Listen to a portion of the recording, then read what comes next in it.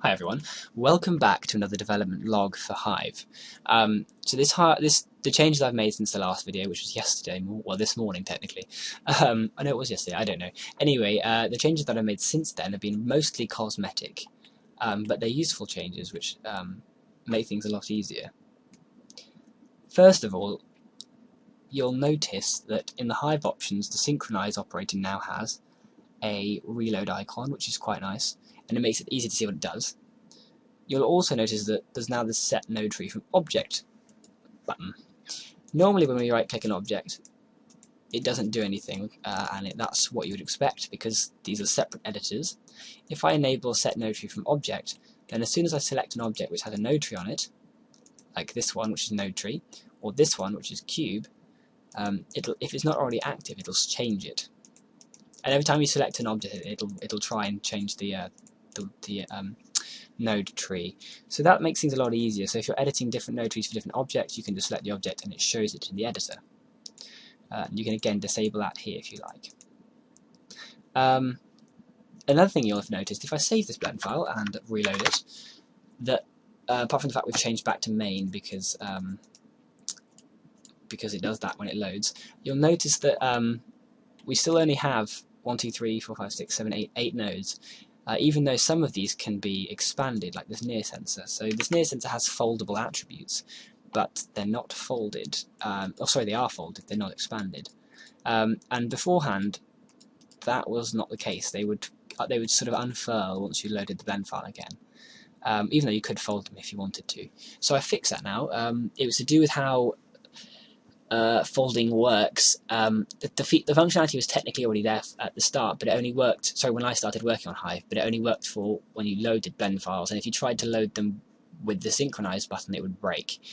So I went back to that code and just changed it so that it only started to synchronize antennas which were just loaded in by the clipboard or by the blend file. So that made it work. That's good. So one thing that will be important to mention about Hive nodes is that currently node grouping isn't supported. Let's see what happens if you try and group something. I don't actually think you can because we're already technically in a node group. Why should you try and group those? Yeah, so I don't think you can actually group very easily. Let's try do another one. Node. Oh, so you can't. That makes things easier. Yeah, so you actually, I think you've fundamentally limited it with that. I was going to say that trying to implement node grouping would be very difficult because just the way things are handled in Blender makes it's already a bit of a pain to do nodes in Blender. Actually, Pi nodes are useful, but they kind of force you to do things one way, which might not necessarily be the best way. So try to avoid that wherever possible. In more sensible terms, what that means is that Pi nodes, expect you to use them as the data carriers, and they sort of enforce you to create a lot of state on nodes, whereas in reality, nodes are really much better used as just a configuration system for another Python controller, which is what Hive does. Anyway, so the interesting thing about nodes as well is you can't currently create frame nodes. I'm not actually sure what happens in terms of why they don't work, but they don't work at the moment and they're not on the top of my priority list. Node grouping, though, isn't impossible in Hive. It's already supported through a different mechanic, which is if you press Shift and Add, you'll see that I have a Hive Maps option, and that's all the loaded Hive maps. Now, node tree I deleted, but the node group technically still exists in the Hive Maps option. Essentially, if you've seen the film Inception, you might understand this, but hives can be created within hives. So let's just quickly correct our terminology. All of these, we're in the logics icon here, which is called the Hive Map Hive System Node Tree Editor. So we're editing a hive map, and a hive map is basically a system comprised of workers. Now, workers, I've already explained, are basically equivalent to what you might expect nodes to be, but there are other types of node-like things which aren't workers, because the nodes are just used in Blender to express a node-like thing, and there's different levels of node. So we're in a hive map, and these are workers, and these workers are joined together in something called a hive. Now the interesting is basically node grouping, so nodes within nodes, is basically like creating a hive within a hive. And to do that, if you go to the Dragonfly, and you'll see we have a bees option, IO, and you can create these different types of antennas and outputs. And long story short, this doesn't actually work at the moment because I've broken something as per usual, just working on other stuff, so it's a bit fragile. But these nodes are basically inputs and outputs into this hive from another hive. So we're going to connect them together just for now. But what would happen is then when you went to go and shift and add a hive map, it would add a node with the same outputs and inputs we've defined on these antennas here. So you can actually add hives to hives and sort of nest them, which is quite cool. Now, the worker GUI, which is supported by the fourth option, which I've just switched to now, is this sort of spirally spinny thing. I think it's a force field. They technically are implemented, but I don't know how well they work. I haven't been working on them yet because I'm doing everything one step at a time. Most of the GUI code is relatively separate, so it's in terms of what's shared is shared, but what is custom to special hives is hidden away. So I don't think I can break many things, but I haven't got around to doing it yet because it requires some effort. So I wouldn't try doing that just yet. I also need to work on implementing more actuators, but that comes with some of the changes I've been making recently. So at this point, if you've seen everything you want to see, then you might as well stop watching. But now comes the more tricky part, which is explaining what Hive actually does with entity binding, which is very interesting, but a little bit confusing. So we're going to switch to Python editor, and it's PyCharm. I like PyCharm. If you haven't used it before, I'd really recommend it. I can't actually, I don't know if I can zoom in very easily with this navigate. It would probably be an under window, I think. I'll have to actually just edit this with the preferences to make the font bigger, I think. Well, that's cool. Okay, so we have this class called Hive Binder, and this is something called, I'm going to call it a configuration hive.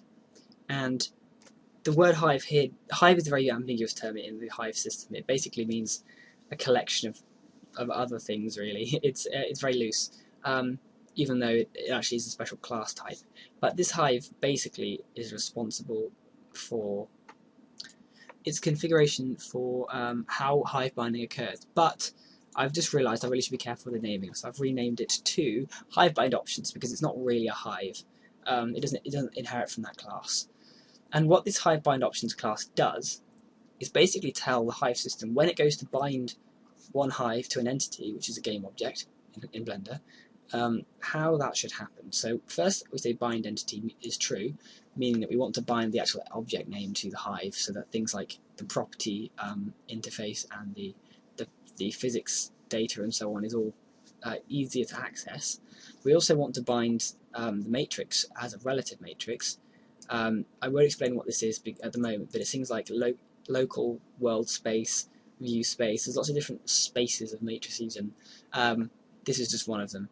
And there's also binding keyboard, which I've set to indirect, which basically means that only the last spawned entity has keyboard control. To change that to direct would basically mean that it gets it directly, I think. Let me just double check if I've done that right. Let's just go from view, presentation mode, and just check I've actually put that in correctly. Yes, so direct will give it full control. Every single entity would have control, sorry. And all of this code, which is in the hive main.py, basically just sets up the hive so it runs in Blender. This main hive, which is a hive, inherits from Blender Hive, which is also a hive. The Blender Hive just gives it some special Blender functionality, so it tells it how to do certain features in Blender, for example, how to find the names of the entities in Blender, and so on. This hive map hive, which is up here, all this does, it basically says, okay, here's your hive map file, which I've already explained is used to create hive, the actual hive that we use in the editor, sorry, the node tree. And this hive map hive basically creates a special wrapper which enables you to use hive map files as actual hives, which you can use in Python. So this is basically a nice frame or a wrapper for a hive map. We also have this entity bind hive, lots of bind words everywhere. This entity bind hive is basically a hive, which is a collection of workers, as I've already explained, which has the ability to bind a hive to an entity. So this is actual sort of the functionality aspect of the hive binding. So you use this hive. Inside this hive, there's basically some workers which take in the names of the entity and the name of the hive map, and it creates a new instance and binds it.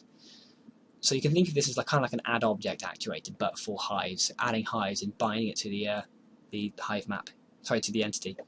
And the reason we have to instantiate it sort of twice is it's actually basically a factory which produces the entity bind hive, but it needs to know which bind configuration options you're using, which is what we had up here.